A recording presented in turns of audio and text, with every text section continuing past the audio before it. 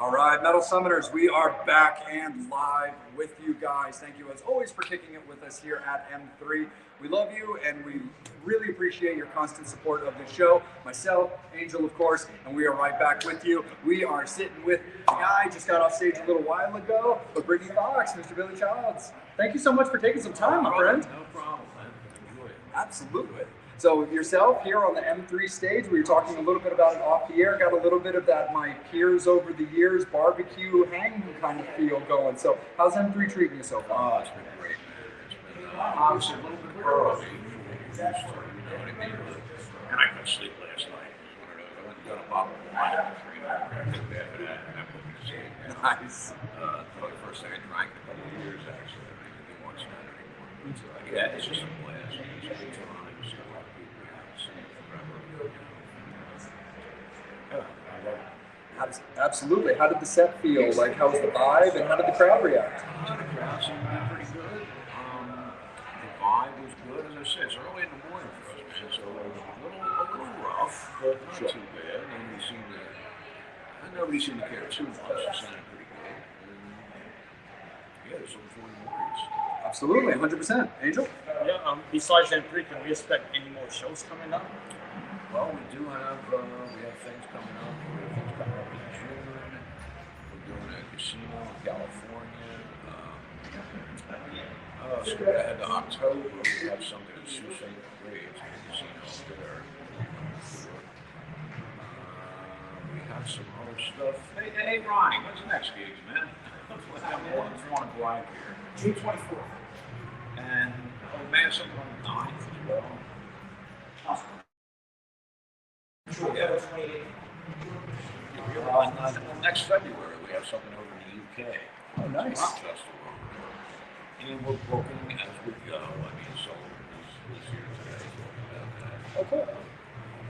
Yeah, we're just kind of getting up and running right now. We've been doing some very sporadic things for the last few months.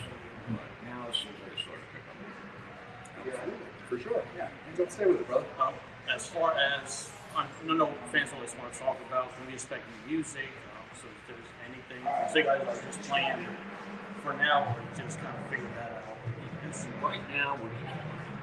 We haven't really thought too much about doing anything new. I don't know. I don't really know how much upside there is. No, I'm sorry. More unique songs. They want to hear the hits. I know some people are able to do okay with generally better hits. I think somebody just put something out.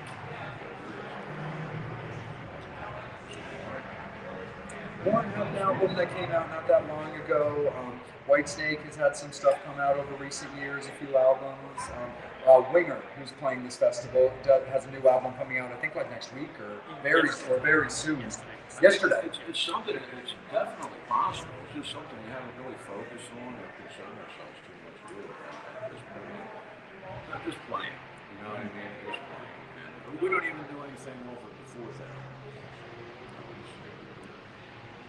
We stick with the albums and so, and those seem to be the things that people want to say, want to hear. So that's what we do. Absolutely. I'm not saying that couldn't happen, but at this point it hasn't. Sure. Absolutely. So when you take, again, with a festival like this that has a certain amount of nostalgia and a certain amount of enjoyment, listening back on all the great music that's been put out over the years, how do you look back at a song like Girl School that's always been so well received, and how you feel it holds up now versus when you released it? Well, it holds up well, man. I mean, it holds up very well. So does Long Way to Love, so does Dream On. I mean, I can see a definite crowd reaction to certain songs. Those three in particular, they're probably the biggest hits. Hair of the Dog would be another one that we're, somewhat well known for. And we just try to stick with those. We do some of the deeper cuts, but it just seems like people love the hits. And I don't blame them. They're just why they were hits, So that's basically the focus. Yeah. How do those songs resonate with you personally? You know, sometimes you do hear stories periodically about artists who are just kind of overplaying a song, but sometimes they know it's a song they have to play, or this, that, or the other thing. But how do you personally still feel about those songs? I've kind of gone full circle with that. I mean, there was a time when we first started out, it was great. I used to love playing those songs. We all did. And then it just became so much that I think we kind of looked at it as like, okay, these are songs that we have to play. And I think we went through a phase where we were, wanting to move on musically, but we still had to do those songs. And to me, it's come back around now. I don't really feel that way. I enjoy playing those songs. And I love it because that's what people want to hear. And that's really what it's about, is letting people hear the songs that they love. And so for me, it's gone from loving them to being, and now I love them. Nice. Right on. Absolutely. I mean, many of your peers have toured, have done stuff. With Brittany Fox, it's like the band that everyone's always been asking, would they ever come back and play shows? So do you feel that absence has made the heart grow fonder from fans? That actually now just want to see you guys because The absence. yeah, the absence. Yeah, I think there's definitely an element of that. Yeah, absolutely. I think it's kind of it's kind of a breath of fresh air. Because you notice these festivals that have been going on for quite some time now, and it's pretty much the same bands, all the time, which is great. I mean, they're the ones that manage to stick it out and do this. And I guess that's how we feel about it. Is happy to be playing, and if they want to hear it, I love to play it. As I say, Absolutely, for sure. Oh, we know that the music scene back in the 80s, like in the West Coast, was really competitive. How would you describe it, the one in Philly? Because you had yourselves, you had Cinderella, The Scream with John Corabi, some of those other bands. John was out, and I think John was in LA. Oh, I had a band with John. Me and John had a band together back when we were kids. Agora? No, before that. Really? Oh, Really? Long before that. Wow. We were probably in our very early 20s. And we had a Zeppelin band. Oh, okay. That's something he's never talked about. But No, I don't think it's anything that John would want to talk about. Or I would mention it. John's a great guy. He's been a friend of mine for a long time. It's just something that was so far before anything else that we ever did that anybody's heard of, that it just as rarely mentioned. His book probably mentions it. I haven't read that yet. Yeah, I mean, I'm going back. Like I say, we were probably about 20, 21, 22. I mean, that was before he had moved to LA, which was right around the time of The Scream. yeah, Angora, I think, was LA as well, right? But he always had a band in Philly that was called Fraction. And as I say, man, this is so long ago that nobody knows it, except the people who were in Philly at that time. Have you ever heard of a band called Get the Wedding? Very big singer. Yes. Well, actually, I have. that drummer played in that band. Oh, wow. So it was just a really odd thing, I'm gonna have to check them out again. It's been a while since I've seen them, but they do play the Baltimore area quite a bit. So. Oh, you're very good, man. I was with them for almost 6 years. It's very good, man. Great musicians. It says ironic talking about John and myself being in this Zeppelin tribute band. Cover band before that. That just happened. we gotta get started. Yeah, and then you just said that you were in that band at one point to get the Let Out band as well. For a while? Yeah, I was in Nickel Let Out. Very cool. Between 2010 and I guess sometime in 2015. Oh yeah, I mean, great gig, man. No, because we know that cover bands would catch a lot of hell, but it's nice to know that your early beginnings was doing the cover band scene. Well, yeah, that was what everybody did in Philadelphia in those days. This was long before Cinderella was even thought of. just know for myself, it seemed really odd because I had never known anybody that had gotten signed or gotten a record deal. I don't know too many others in Philadelphia actually did at that point. So to me, being a rock star, it was being able to earn a living and playing clubs. I mean, that was mostly a cover band in the city. Nobody made any money playing covers, you know. So that's what everybody did. And when you look at these guys making albums out of New York and places like that, I just always thought, I don't know where these guys come from. You know what I mean? I don't know how this happens. You know, and for me, the first thing that really showed me that that could be a reality was when Cinderella got signed and did so well.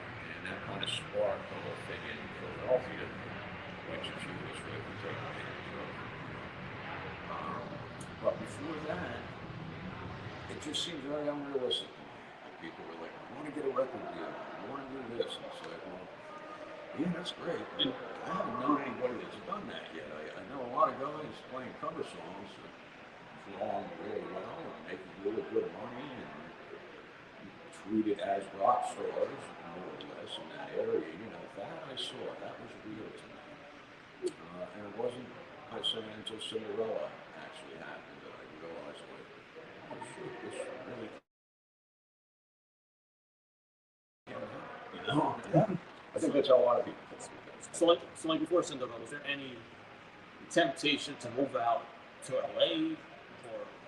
No, I think it was for a lot of people. A lot of people did move out to LA. It seemed like people in that area seemed to fall into two categories. There were people that wanted to go to LA and liked it out there and liked the lifestyle and everything. At that time, New York seemed to be just as integral and important as LA was. And then there were other guys like myself who really, I didn't really care for LA too much, man. I didn't want to live there. I didn't want to move out there. You know, I was more of an East Coast guy. I can probably tell by my accent. And I just say that because I knew a lot of guys had that same attitude. So I wanted to move out. I felt that the competition was got to be so fierce, which it obviously was. You had to know somebody. I didn't know anybody, nobody knew me.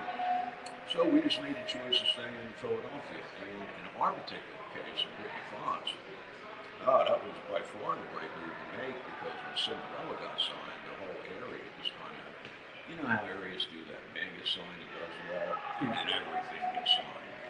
Well, that's what happened in Philadelphia, you know. Now, John, being so talented and so good, for him moving to LA was the right move, you know. If John never made that move out to LA, I think John would have probably been the next thing signed in Philadelphia. You know, but with John heading out there, that kind of put Britney in position. So yeah, John had a great band.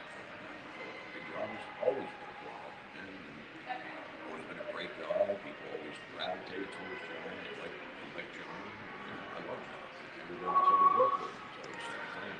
I'm sure. Yeah. So for him, it worked out. But it would have worked out in Philadelphia for him too. You know, but I think he probably made a lot more connections out in LA than he would have ever done in Philadelphia. You know, so for him, it was absolutely the right move. For myself, I think it was absolutely the right move because Cinderella was out in Philadelphia. There it is. Hey, dude. First of all, let's yell at I've seen you. that happen in a couple cities, actually. I think Chicago was like that at one time. A couple guys got signed, and then a few other guys got signed. You know, and it just works like that. Absolutely. So let's talk about Long-winded answer. That's okay. We're No, all it's about that. Angel and I love story time, man. We're all about We that. didn't know about you and John. Yeah. And then, Oh yeah, this was long before anybody had done anything. You know, I mean, John was very well regarded in Philadelphia. He was back at the time. He was doing very well. But as I say, nobody was until Cinderella. Nothing really happened. There was before that there was an odd scene. There's some beers in here. That was bands like the Beatles, yep, I remember. Robert Hazard. That scene is Beers over big here. for the whole rock thing. So for them, Philadelphia. So who does say Philadelphia? Because I live in Camden, across Richmond, and to me the Wheels were like, okay, this is really poppy. Give me something that fucking rocks. Yeah, it had a little bit of that big band feel. Yeah. Big band feel. I mean, I like the name, but So what used to frustrate us is even once Cinderella got signed and they started feeling good, they didn't get a lot of support. We were just coming down to just say, come on, dude. They were just locked into this Sanders, Robert Pattinson, things like that. You know, even at that time, a lot of Philly was kind of just like a redheaded stepchild. They just did not support us. So we knew that whatever we did was going to happen. And that's what also did about Philadelphia. We could go to New York, so we played a lot.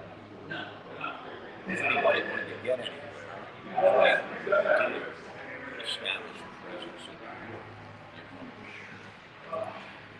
Cinderella had a couple things happen that were fortuitous. Then, like, there was a Bon Jovi connection there. yeah, that's not They were just that big. I would say John Cromie and Tom Keefe were two of those talent Absolutely. Talk a little bit about yourself when Brittany's off the road. Do you have projects of your own? Is there stuff that you do, on your downtime that you really enjoy? No, not particularly. And nowadays, especially I don't live for anymore. Where I live is music friendly. I live in Maine. Oh, I'm a New England boy. I'm from Massachusetts, but I used to live in New Hampshire, used to live in Connecticut when I went to high school there, so I love me some New England. It's not much of a music scene. I just love it up there. It's almost like it would not great. If I was younger, I'd probably drive me nuts. I'd probably do everything I could to get out of there. Boston, too, for a hot base. Oh, yeah. No, I don't. It's just Brittany. The first phase of Brittany. You are. Yeah. No, I'm good. They're also being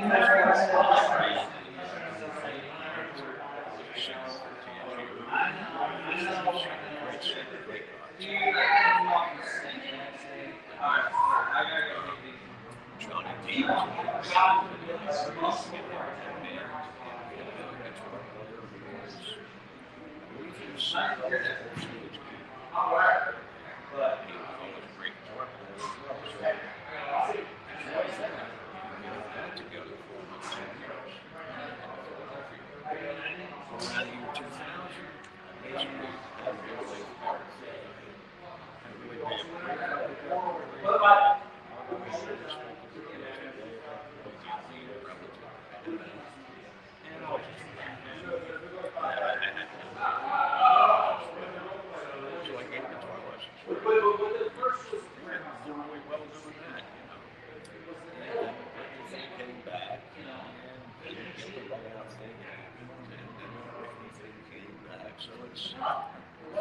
It's really just more of the same for me. There's nothing really. There's a couple things in there. I hope you guys I think the names are through my head, but they were very good friends. Really nice stuff, but I could tell that due to the timing of the music, probably wasn't. And it did. It wasn't. Yeah, that's my history of the show. No, that's cool. And just a final question for myself, because I'm just a gear nerd, like I said before, I'm a bass guy myself. Do a little rig rundown. Like, what do you play when you're on stage? Whatever they have down there. Whatever they have, brothers. For me, I love the Ampeg, the A10 cabinets. Who doesn't? Yeah. I mean, they're just without doubt the best combination. I really like going through Don't go. now I'd say the Ampegs. I mean, the stuff is just sounds fantastic. Trace Elliott. Okay.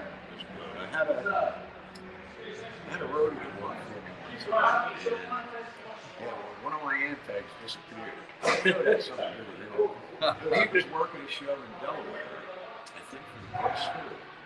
And the guy in Guess Who had a really nice Trace Elliott. So he told me, the hand peg blew up. I don't have it anymore. I'm like, whatever. But I got this Trace Elliott in. So I believe it was the guy from Guess Who. Actually, whose aunt it was. But I ended up with that, and the thing sounded great. And the only thing I didn't really like about it was it weren't really line. At least this one wasn't. And I got a couple others too. Yeah, I really like that one. Basically, the bases that I use that I like are early to mid 80s American made Charbels. PC Rich was really good around that time too. I played other bases and they just don't have that feel to them. Nothing quite feels like those do, you know. And now they're basically impossible. Yeah, anybody who's not a silver wants it. Yeah, my ride or die is a silver tone. It just does everything that I want from it. I like the feel, I like the build to it. It's a very, I think, very underrated company because it doesn't have the bells and whistles, so it's not going to get, it just doesn't have the sex appeal of, you know, a Dean or like a Fender or like a lot of that kind of stuff. But again, just incredibly reliable. It's been my main thing for 15 years now as my main bass. And I was just recently gifted a Sawtooth bass, and which caught me a little bit off guard because I had known that Sawtooth was kind of coming up as a guitar, as a solid guitar company. Well, a solid company as well because they just signed Michelangelo Badio, who had been with Dean forever, and Vinny Appice represents them on drums. And a dear friend of mine gifted me a Sawtooth bass that he had ordered for himself because he's left-handed, and they sent him a right-handed bass and refunded him and didn't ask for the bass back. Yeah, and I fell in love with it, and he's like, take it. I'm like, you're not making me leave the house with your bass. He's like, dude, I'm left-handed, dude, take the damn thing. But that one's really, really cool as well. Yeah, I remember back in the day, one of the first things I did, once Brittany got signed, was I did one of the NAMM shows. They used to do down in Atlanta. That's why. And I met the guys from Portugal that who had played with a couple of times. Obviously, Brittany opened for that. And real nice guys. Yeah, real nice guys. They told me, they gave me some advice at the time. They said, look, people are going to start throwing guitars at people. Just take them. They put them in a closet, let them sit.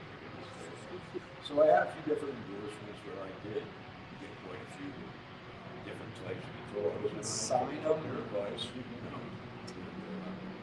But nothing really grabbed me, you know what I mean? And a Fender's not a bad bass. Fender's are good. They're kind of like the brand names of bass. You know what I mean? They always sound good. They're decent enough to get from point A to point B. I've had a couple of Fenders. I had an older Fender. But even though I'm not a big fan of vintage instruments, I mean, I know they're great, but for what we do, for the kind of rock that we started playing, you know, the Fender, a lot of soundmen told me they didn't care for it. They didn't really have the oomph, you know. They weren't active electronics or anything like that, you know. So I've had a few Fenders here and there. I have one now, actually. I have a jazz bass right now that I play to get led out. But I don't really use it anymore. That's more my couch bass now. It just leans against the couch and I need to play something. Which Charbel would you play tonight? That was a BC Rich. Oh, that was a Rich. Neck from Bonnie. I feel the bass player would probably do too. Neck from Bonnie. Yes. Oh, yeah. I don't like little individual pieces. No, both older ones just don't have the power that the others do. Yeah, that's a BC Rich. I probably got that. I had an endorsement of BC Rich probably in 87, 88, 89, around those years. And they were making some really nice guitars. Really nice guitars. And I've had a few of those. I had a Charbel endorsement as well. But unfortunately, they were being made in Japan by then. And it's a little bit, Yeah. completely different. 100%. For sure, man. Angel, anything final from yourself, my man, before we let Billy enjoy his day? I definitely want to enjoy this day. Just want to thank you for your time. It's really awesome to be able to meet you in person because the interview we did 6 years ago was through emails. Okay, yeah, it's we've all been around so long at this point. I think that's the thing that amazes me the most about this. I mean, if you were to bring this like what we're doing right now, if you would have told me this was going to happen at some point in the '80s during some British